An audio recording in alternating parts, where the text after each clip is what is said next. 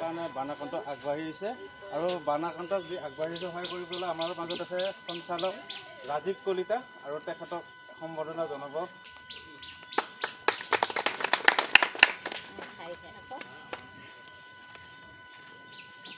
আমি 500 ঘৰ মানুহৰ এতিয়া আকৌ 500 ঘৰৰ মানুহৰ কাৰণে আমাৰ ৰেচন কিট আছে আৰু ডিষ্ট্ৰিবিউশ্যন কৰি আজি আপোনালোকৰ অঞ্চলৰ নাম হৈছে 2 নম্বৰ বেজপাৰা।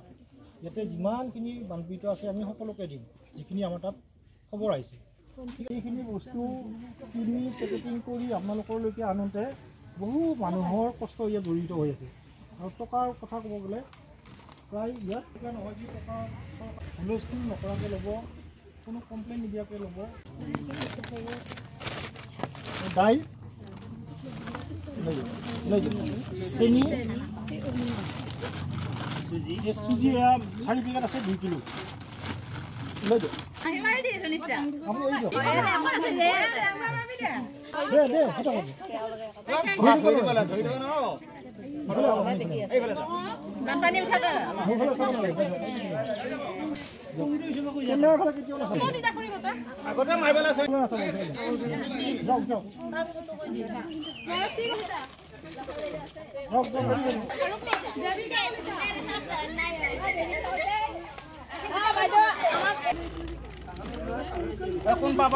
আপোনালোকৰ দুজনমান ল'ৰাই এটা মাতি আছে দাঙিলি যাব পৰা মানে দাঙিলি যাব পৰা।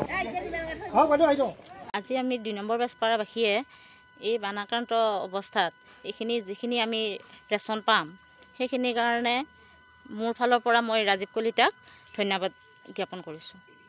আজি আমাৰ ইয়াতে 90 ঘৰ পৰিয়ালে ৰেচন পাম। আমাৰ NGOটোৰ নাম হৈছে Asha association of social and human activist. আশাটো আমি জন্ম দিছোঁ 2018 চনত। বিশেষকৈ যেতিয়া আমাক প্ৰাকৃতিক দুৰ্যোগে দেখা দিয়ে, আমাৰ অসমৰ মেইন প্ৰাকৃতিক দুৰ্যোগ হৈছে বানপানী। বানপানীৰ সময়ত মানুহৰ বহুত বেয়া অৱস্থা হয়, থাকিবলৈ ঘৰৰ অসুবিধা, খাবলৈ অসুবিধা, পানীৰ অসুবিধা এনেধৰণৰ। আৰু এবাৰ হৈছে মানে ভূমিকম্পৰ টাইপ এবাৰ জোকাৰিটো গুচি নাযায়, বহু দিন থাকি যায়।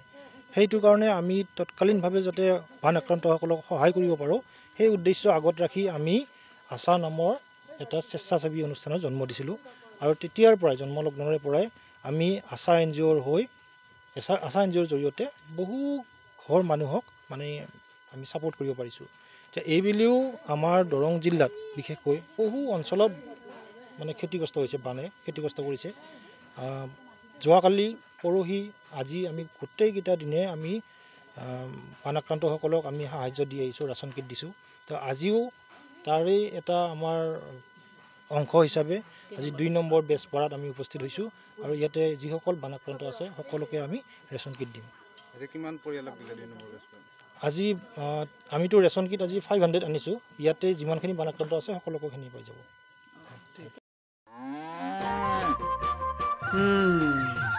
মোৰ লখিমী কেইজনীয়ে ইমান বেছিকৈ গাখীৰ দিয়ে, মনটো একেবাৰে ভাল লাগি যায়।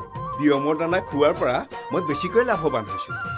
আপোনালোকেও বিয়মৰ দানা খুৱাওক আৰু এইটো বেছিকৈ লাভ কৰক।